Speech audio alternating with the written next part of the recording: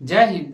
आज की इस वीडियो में मैं आप लोग के समक्ष क्लास 12 के फिजिक्स का most important topic Coulomb's law in vector form यानी कूलाम के नियम का सदिश निरूपण को लेकर आया हूं, क्योंकि ये क्वेश्चन बहुत ही ज्यादा इंपॉर्टेंट है। तो आप लोग इस क्वेश्चन को भी अच्छी तरह से कवर कर लें, जिससे कि जो आने वाले जो एग्जाम है 16 जो फरवरी का एग्जाम होने वाली है उसमें आप लोग को एक बेहतरीन नंबर को दिला सके। तो चलिए हम लोग समय न गवाते हुए शुरू करते हैं।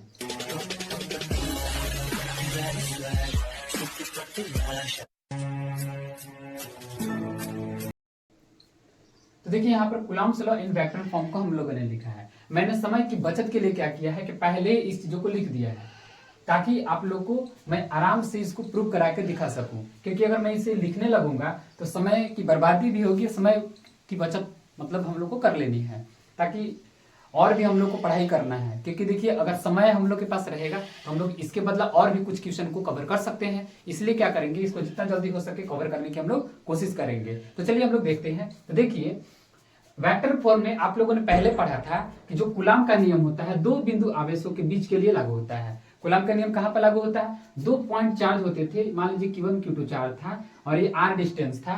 तो इसके अकॉर्डिंग मैंने कूलाम का नियम इस तरह से आप लोग को निकाल कर दिखाया था। क्या होता है इसका formula, 1/4πε0 Q1 Q2 by r²। इसको मैंने आपको पहले ही बता दिया है। जिन्हें नहीं पता होगा वे क्या करेंगे कि इसका मैं आई बटन पर लिंक दे रहा हूं, और जा करके इस आई बटन के लिंक को क्लिक करके उस वीडियो को जरूर देख लें। कि कूलाम के नियम को मैंने उस वीडियो में समझाने की पूरी तरह से कोशिश किया है। वो कैसे होता है, F = 1/4πε0 Q1 Q2 by r² कैसे होता है, आप लोगों को इसको जा करके देख लीजिएगा। जिन्होंने नहीं देखा होगा, जिसको आती होगी उसको देखने की कोई जरूरत नहीं है, लेकिन जिसको थोड़ा सा डाउट होगा वे जा करके देख लेंगे किस तरह से हम लोग को फार्मूला को डायरेक्ट करना है। तो चलिए आज हम लोग वेक्टर फॉर्म को देखेंगे और समय बर्बाद थोड़ा सा भी नहीं करेंगे। तो देखिए इसमें मिटा लेता हूं, इस तरह से मिटा लिया। अब देखिए वेक्टर फॉर्म को समझने के लिए हमें इस तरह से 3D में दिखाने की कोशिश करनी होगी। 3D में कैसे दिखाएंगे, तो मान लीजिए कि यहाँ पर ये जो आप लोग दिख रहा होगा, ये x एक्सिस है, ये y एक्सिस है और ये z एक्सिस है। इसको हिंदी में बोल लेते हैं, ये x अक्ष है, ये y अक्ष और ये z अक्ष है। उसी को तो हम 3D कहते हैं, थर्ड डायमेंशन यानी 3 डायमेंशनल स्पेस। अब हम लोग देखेंगे 3 डायमेंशनल स्पेस में हम लोग Q1 Q2 चार्ज को ले लेते हैं। तो मान लीजिए यहाँ पे थोड़ा सा मिटा दिया मेरा, मान लेते हैं कि एक्स वाई जेड कोई एक्सिस है, अक्ष है, जिसके पॉइंट O है। O से R1 डिस्प्लेसमेंट पर कोई चार्ज Q1 स्थित है। किस बिंदु पर स्थित है, A पर स्थित है। इसी चीज को मैंने यहाँ पर लिखा है। अभी मैं इसे बोलकर आपको समझाऊंगा भी कि पॉइंट O से Q1 तक जो पोजीशन वेक्टर जो डिस्प्लेसमेंट है वो R1 है। मतलब O से लेकर Q1 तक का जो डिस्प्लेसमेंट वेक्टर है उसको हम लोगों ने R मान लिया है। डिस्प्लेसमेंट तो आपको पता ही होगा कि एक वेक्टर क्वांटिटी होती है, एक सदिश राशि होती है। तो सदिश राशि होगी तो वेक्टर ही दिखाना पड़ेगा। तो क्या होगा, इसकी मान लीजिए डिस्टेंस कितनी है, सॉरी डिस्प्लेसमेंट कितनी है, वेक्टर R1 है, और एक पॉइंट कहां तक है, Q1 तक है, और इस पॉइंट का नाम है A। मतलब क्या हुआ कि O से लेकर Q1 तक की जो दूरी है, डिस्प्लेसमेंट है, विस्थापन जिसको कहते हैं, वो R1 है, और वहां पर एक बिंदु A है और वहां पर कोई पॉइंट Q चार्ज स्थित है। इस तरह से समझ लेनी है। उसी तरह से क्या करना है कि O से R2 के डिस्प्लेसमेंट पर पॉइंट B पर कोई चार्ज मान लीजिए Q2 स्थित है। इस तरह से आपको मान लेनी होगी। अब मान लेते हैं, ध्यान से देखिएगा, इस पार्ट्स को देखिएगा कि अगर मैं ये जो आप लोग को दिख रहा होगा वेक्टर R12 कहां से आ गया, वेक्टर R21 कहां से आ गया, इसको भी हम लोग आप लोग को बताने की कोशिश करेंगे। तो देखिए Q1 से Q2 की तरह अगर हम लोग डिस्प्लेसमेंट को देखेंगे तो डिस्प्लेसमेंट कैसे बनेगा, R1 से 2 की तरह वेक्टर में बनेगा, क्योंकि सदिश इसी तरह से उतारती है वेक्टर।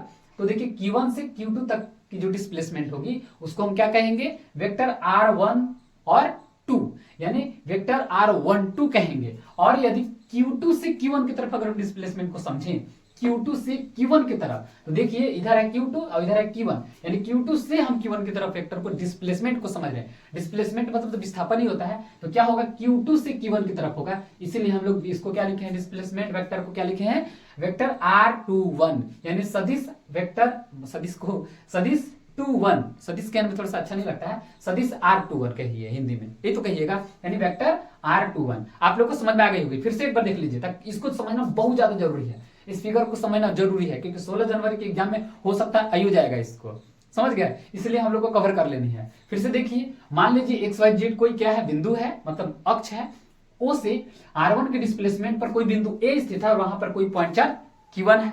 उसी तरह से O से पॉइंट B तक कोई चार्ज Q2 स्थित है और उसका डिस्प्लेसमेंट वेक्टर मान लीजिए कितना है, R2 है, इतना मान लेते हैं। अब क्या मैंने कहा कि Q1 से Q2 तक के डिस्प्लेसमेंट वेक्टर को हम लोग वेक्टर R1 कहेंगे, क्योंकि 1 से ही तो 2 हुआ है, 1 से 2 लिख दिए हैं। उसी तरह से Q2 से Q1 की तरफ अगर हम डिस्प्लेसमेंट वेक्टर को देखेंगे, विस्थापन सदिश को देखेंगे, तो क्या हो जाएगा, 2 से 1 देख रहे हैं तो 2 से 1 लिखे हैं कि नहीं लिखे हैं, वेक्टर मतलब लिखे ना, वेक्टर R21 लिख दिए हैं। तो शायद ये बात आपको समझ में आ गई होगी। अब हम लोग थोड़ा सा फोर्स के लिए चलते हैं, क्योंकि फोर्स भी अप्लाई होगा, Q1 Q2 पर कुछ फोर्स अप्लाई करेगा, क्योंकि मैंने कूलाम के नियम में पढ़ा है कि कोई फोर्स अप्लाई होता है तो मान लीजिए कि दोनों के दोनों चार्ज का नेचर सेम है, दोनों प्लस चार्ज ही मान लीजिए है, तो दोनों क्या करेंगे, प्लस चार्ज जो होते हैं आपस में क्या करते हैं, एक दूसरे को क्या करते हैं, रिपल्सिव करते हैं। रिपल्सिव मतलब क्या होता है, प्रतिकर्षित कर देते हैं, एक दूसरे को दूर भेज देते हैं। तो अगर दूर भेजेंगे तो देखिए मैंने क्या किया है, इसको एरो के द्वारा समझाने की कोशिश किया है। तो देखिए Q1 Q2 पर जो फोर्स लगाएगा उसको F21 कहेंगे। आप लोग को लगता होगा कि हाँ, आप यहां पर तो लिखवा दिए हैं कि डिस्प्लेसमेंट 1 से 2 की ओर डिस्प्लेसमेंट में लिखवाए, लेकिन आपने 21 ही क्यों लिखवाया, इसको भी मैं समझा देता हूं। क्योंकि देखिए Q1 ने न 2 से लगाया, यानी पीछे कौन रह गया, देखिए ध्यान से, Q1 ने Q2 पर फोर्स लगाया, यानी Q1 ने किस पर फोर्स लगाया, Q2 पर अगर फोर्स लगाएगा तो क्या हो जाएगा, क्योंकि देखिए Q1 जो रहेगा, अगर मान लीजिए Q1 के द्वारा Q2 पर मैं फोर्स निकाल रहा हूं तो कैसे पता चलेगा, तो देखिए Q1 कहां रहेगा, Q1 ने ना Q2 पर फोर्स लगाया है तो Q1 पीछे रहेगा कि नहीं रहेगा, भाई पीछे से ना हम लोग फोर्स लगाते हैं आगे की ओर। इस तरह से मेरा ये जो भी चीज है, तो मैं कहां से एज्यूम करूंगा कोई फोर्स को, पीछे से ही तो करूंगा। यानी पीछे से मतलब क्या होगा कि अगर Q1 ने Q2 पर फोर्स लगाया तो जिस पर फोर्स लगाया वो तो बाद में हो जाएगा, वो तो बाद में चला जाएगा। इस तरह से मैंने इसको लिख दिया, यानी Q1 ने Q2 पर फोर्स कैसे लगाएगा, तो Q1 के द्वारा अगर Q2 पर फोर्स को हम एज्यूम करते हैं, मानते हैं, तो वो 2-1 होगा, क्योंकि Q1 ने फोर्स लगाया तो फोर्स पीछे से लगाया जाता है, इसलिए मैंने इसको पीछे लिखा है। इस तरह से ट्रिक भी थोड़ा बहुत याद रखिए कि अगर Q1 Q2 पर फोर्स लगाएगा तो क्या हो जाएगा, Q1 ने ना Q2 पर फोर्स लगाया, देखिए जो फोर्स लगाता है वो पीछे होता है, लगाने वाला हमेशा पीछे होता है, और जिस पर लगता है वो कहां होता है, आगे होता है। आपको पता है ना, मेरा हाथ देखिए, इस हाथ पर अगर हमको इसके द्वारा फोर्स लगाना है तो क्या करेंगे, इसको पहले हम लोग इसको हम क्या करेंगे, पीछे लिखेंगे, क्योंकि देखिए इस तरह से फोर्स लगा रहा है, इस तरह से फोर्स लगा रहा है कि नहीं लगा रहा है। यानी Q2 अगर Q1 पर फोर्स लगा, Q1 अगर Q2 पर फोर्स लगाएगा तो Q1 कहां होगा, पीछे होगा। किस पर फोर्स लगाएगा, 2 पर, तो देखिए 2 आगे रहेगा। इस तरह से आप समझिएगा ध्यान से, यानी कि इसका मतलब क्या होगा कि ये जो Q1 है, Q1 ने ना फोर्स लगा रहा है Q2 पर, तो Q1 कहां रहेगा, पीछे, इसलिए हम लोग इसको पीछे लिखेंगे, और जिस पर फोर्स लगता है उसको हम लोग आगे लिखते हैं। इस बात को एकदम गांठ बांध के रख लीजिएगा, क्योंकि एग्जाम में जा करके और लिखने भी है। तो चलिए हम लोग, ये समझ में आ गई होगी शायद कि Q1 अगर Q2 पर फोर्स लगाएगा तो F21 लिखेंगे, ना कि F12। डिस्प्लेसमेंट नहीं है कि 1-2 लिख दीजिएगा, यहाँ पर फोर्स है, तो फोर्स जो रहता है वो जो फोर्स लगाने वाला हमेशा पीछे होता है, क्योंकि पीछे से फोर्स लगाया जाता है, और जहां पर लगता है वो हमेशा आगे की ओर होता है। यहां तक कोई डाउट नहीं होगी। उसी तरह से हम लोग F12 को देख लेते हैं। तो देखिए Q2 अगर Q1 पर फोर्स लगा रहा है तो Q2 ना फोर्स लगा रहा है, तो फोर्स लगाने वाला पीछे होता है, और जिस पर फोर्स लगता है वो आगे होता है। तो इस तरह से मैंने लिख दिया कि F12 यानी Q2 Q1 पर फोर्स कैसे लगाएगा, F12 लगाएगा। शायद आपको अच्छी तरह से बात समझ में आ गई होगी।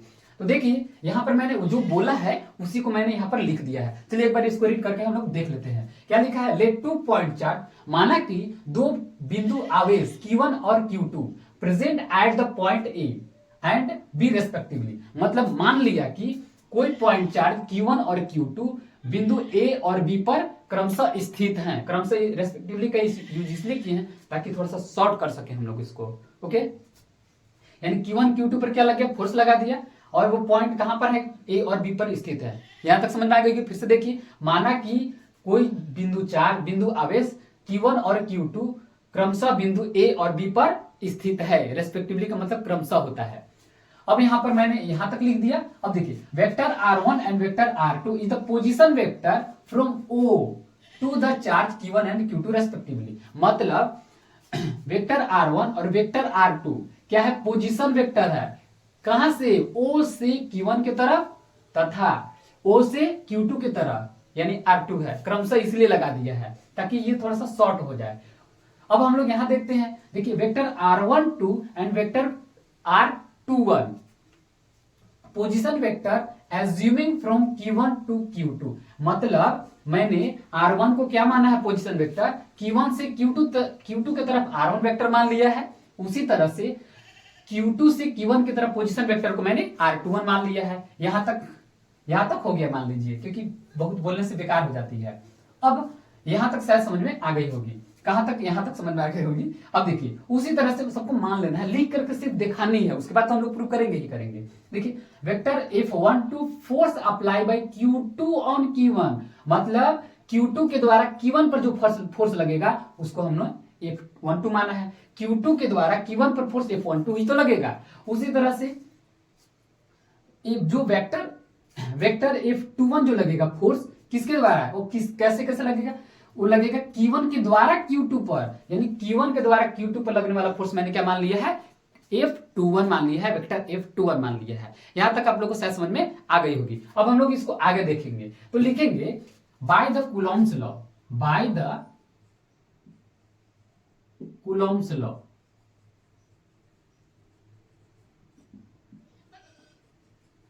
कूलॉम के नियम से हम लोग थोड़ा सा वेक्टर फॉर्म में लिखेंगे। देखिए कूलॉम के नियम से क्या होगा, कोई भी फोर्स को एज्यूम कीजिए, F इक्वल टू नहीं लिखना है अब, क्यों, कोई भी फोर्स ले लीजिए, F21 ले लीजिए या तो F12 ले लीजिए। तो यहाँ पर F21 ले लेते हैं, इधर मेरे को थोड़ा सा नजदीक लग रहा है तो इसको ही ले लेते हैं। तो क्या होगा बताइए, F21, कोई जरूरी नहीं है कि आप यहाँ पर F21 ही लीजिए, आप 12 भी ले सकते हैं, तो कोई एक ही तो लिया जा सकता है एक बार में, वैसे तो प्रूव हो ही जाएगी। F21 ही मैं ले लेता हूं, तो क्या होता है कूलॉम का नियम क्या कहता है कि कूलॉम का नियम को अगर हम स्केलर रूप में देखें, यानी अदिश रूप में देखें, अदिश मतलब नॉर्मल रूप में देखें, शुरू में जो पढ़ाए थे, तो कैसे होगा, F इक्वल टू क्या होता है 1/4πε0, या नॉट एप्सिलॉन भी कोई कहता है, मैं ε0 ही कहता हूं।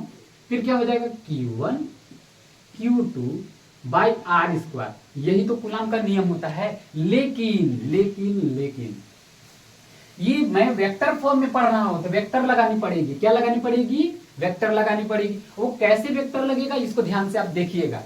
फिर ये कैसे लगेगी, Q1 के द्वारा Q2 पर लिख रहे हैं, इसलिए यहां पर मैं क्या लिख दूंगा, Q1 के द्वारा Q2 पर फोर्स लग रही थी। देखिए 1 के द्वारा 2 पर फोर्स लग रही है तो डिस्प्लेसमेंट क्या होगा, 1 के द्वारा 2 पर जो फोर्स लग रही है उसका डिस्प्लेसमेंट वेक्टर क्या होगा, F12 ही तो होगा। डिस्प्लेसमेंट वेक्टर क्या होगा 12, 21 के लिए A12। ध्यान से देखिए यहां पर Q1 के द्वारा Q2 पर जो फोर्स लग रहा है वो F21 है, लेकिन डिस्प्लेसमेंट कौन सा है, वेक्टर R12। और कैसे है इसको मैंने पीछे बताया है, अभी तुरंत बताया है। यानी क्या लिखेंगे, वेक्टर R12। यहां तक आप लोग को समझ में आ गई होगी, क्योंकि यूनिट वेक्टर ही लेंगे, यूनिट वेक्टर लेने से ये वेक्टर फॉर्म में हो जाती है। यूनिट वेक्टर का कॉन्सेप्ट आप लोग क्लास 11 में जरूर पढ़े होंगे।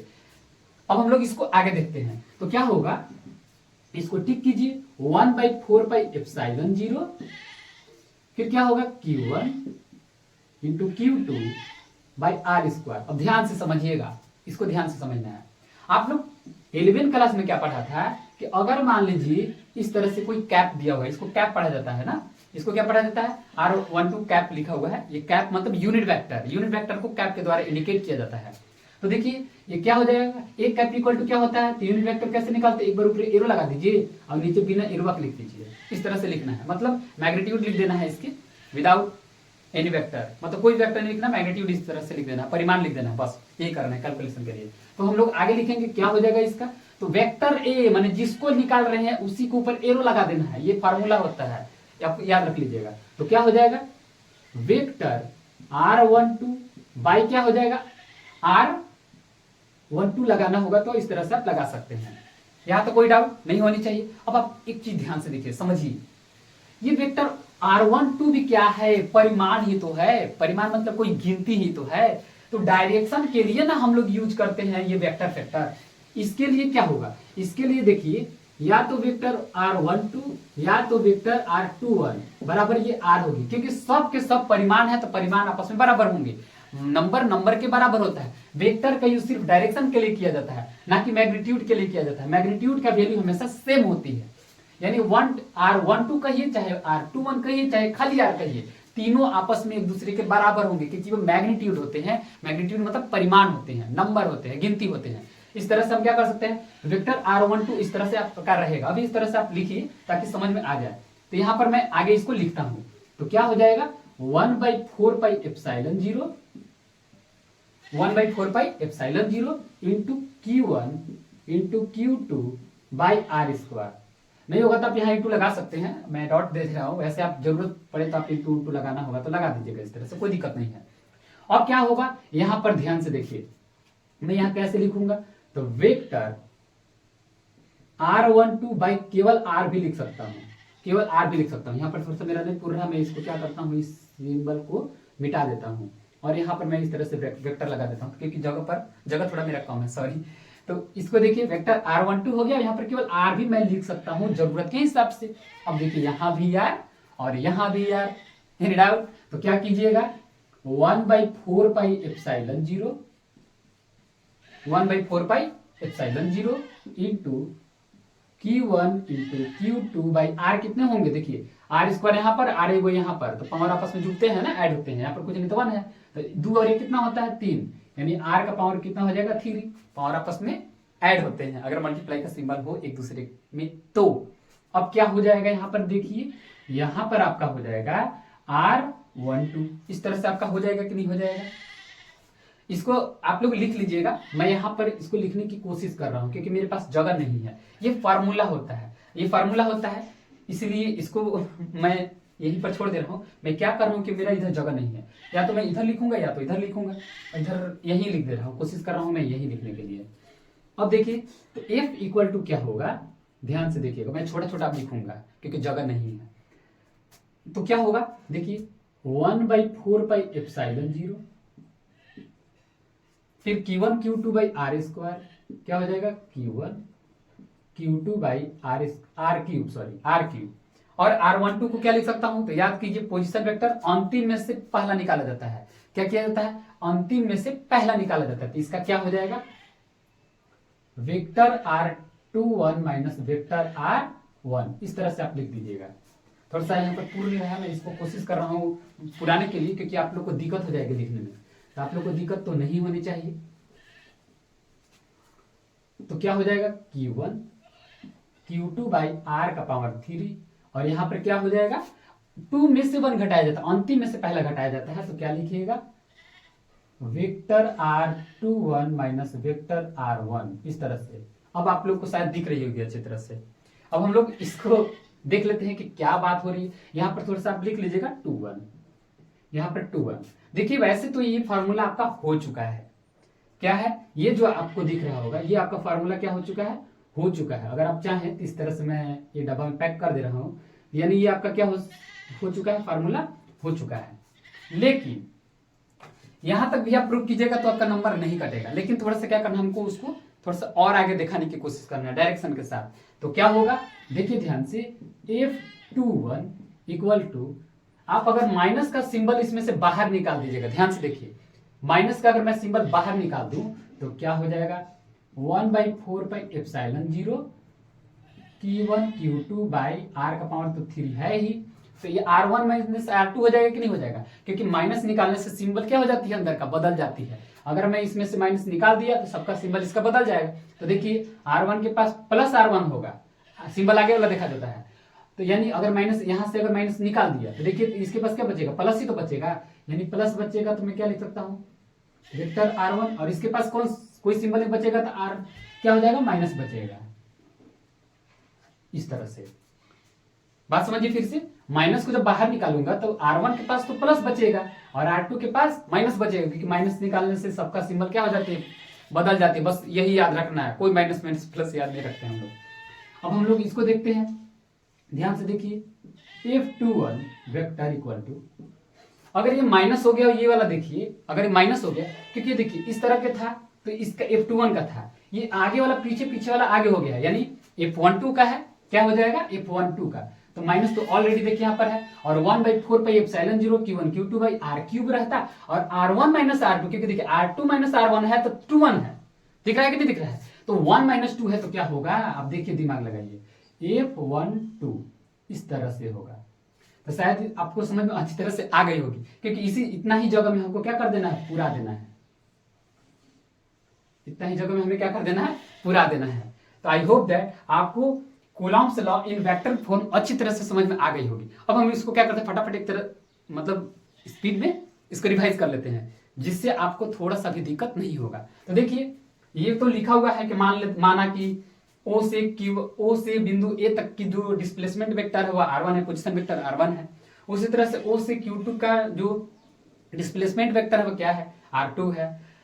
ए और बी तक है रखा हुआ है, और यहाँ Q1 से Q2 का डिस्प्लेसमेंट पोजीशन वेक्टर क्या होगा, तो R12 है। उसी तरह से Q2 से Q1 की तरफ R21 है। फोर्स कैसे लगेगा, तो इधर से अगर इधर फोर्स लगेगा तो इधर वाला क्या करेंगे हम लोग, इधर वाला ध्यान से, जिसके द्वारा फोर्स लगता है उसको हम जिसके द्वारा फोर्स लगाया जाता है, जो फोर्स लगाता है वो हमेशा पीछे लिखा जाता है। तो Q2 ने Q1 पर फोर्स लगाया, Q2 ने Q1 पर फोर्स लगाया, तो लगाने वाला हमेशा पीछे होता है, लगाने वाला पीछे लिख दिए तो लगने वाला आगे हो जाएगा। उसी तरह से यहाँ पर देखिए Q1 ने Q2 पर फोर्स लगाया, तो Q1 ने Q2 पर फोर्स लगाया तो लगाने वाला पीछे होता है, जिस पर लगता है वो आगे होता है, तो F21 हो गया। इस तरह से आप लिख लीजिएगा।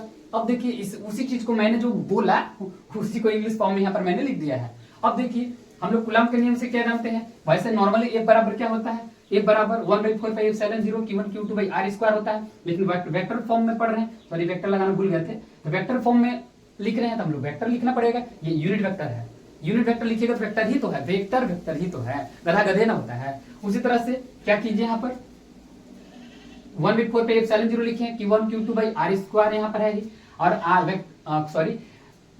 कैप R12 को क्या लिख सकते हैं, यानी R12 कैप क्या होगा, तो ये इसको ये फार्मूला होता है कि R12 यानी कैप का फार्मूला क्या होता है, याद कीजिए कैप वाला कोई हम वेक्टर फॉर्म लिखते हैं तो क्या होता है, वेक्टर A/A होता है, यानी इसी को एक बार वेक्टर में तीर लगा दीजिए और बिना तीर के नीचे लिख दीजिए, इस तरह से लिखना है। फिर आगे बढ़ जाइए 1/4πε0 Q1 Q2/r² जैसे कि तैसे है, ये वाला आपको दिख ही रहा होगा। और R12 या R21 जो भी हो सब R एक दूसरे के बराबर होती है, मैग्नीट्यूड तो बराबर होता है, डायरेक्शन के लिए सिर्फ चेंज किया जाता है, तो यानी R भी होगा, ये R भी कह सकते हैं। यहाँ पर कुछ नहीं तो मान हमने जानबूझ के 1 लिखा है, वैसे आप मत लिखिएगा आप लोग 1, मैं समझाने के लिए सिर्फ लिख रहा हूँ, आप चाहे तो मिटा सकते हैं। तो देखिए यहाँ पर R², यहाँ पर R1, तो देखिए R का पावर 2 और R का पावर 1, R के पावर 3, तो R के पावर 3 मैंने लिख दिया है, और ये जैसे है वैसे यहाँ पे लिख दिए। अब हम लोग आगे बढ़ेंगे तो F21 बराबर 1/4πε0 Q1 Q2/r³ हो जाएगा, क्योंकि क्यूब यहाँ पर है ही। अब देखिए R2 - R1 क्यों, क्योंकि पोजीशन वेक्टर में क्या करते हैं, अंतिम में से डिस्प्लेसमेंट क्या होता है, वहां से यहाँ घटाना, शॉर्टकट दूरी को डिस्प्लेसमेंट कहते हैं, माने अंतिम बिंदु में से माइनस जो इनिशियल पॉइंट होता है, लास्ट पॉइंट से इनिशियल पॉइंट को अगर आप घटा दीजिएगा तो आपका क्या निकल जाएगा, डिस्प्लेसमेंट निकल जाती है। जैसे अगर मैं आपको कह दूं कि आप मेरे से 10 मीटर दूरी पर खड़े हुए हैं, तो आप क्या कीजिएगा, 10 मीटर दूरी कहां तक जा रही है, मेरे अकॉर्डिंग 10 मीटर की दूरी कहां जा रही है, उसके पास जा रही है, यानी वो लास्ट पॉइंट है, मैं तो शुरुआत हूं ना, मुझसे कहा गया है, यानी उसके पॉइंट में से मेरे पॉइंट को क्या करना पड़ेगा, आपको घटाना पड़ेगा।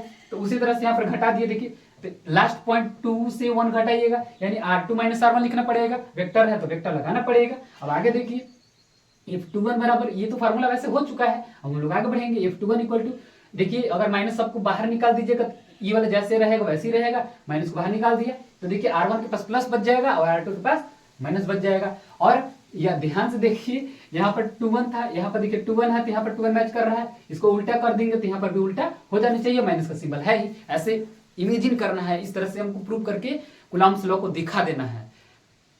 आई होप दैट आप लोगों को कूलॉम का नियम अच्छी तरह से समझ में आ गई होगी। अगर आप लोग को समझ में आई होगी तो आप इस वीडियो को लाइक, शेयर एंड सब्सक्राइब जरूर कीजिएगा। जय हिंद।